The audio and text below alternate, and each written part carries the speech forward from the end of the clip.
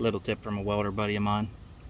When you're welding up a crack like this trailer frame right here, this self-induced crack, I got a little happy with a hammer.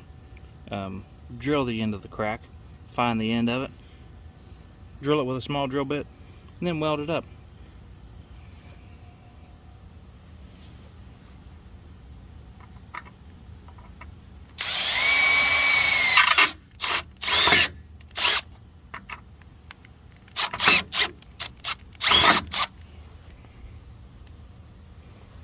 It keeps the crack from growing after you've welded it.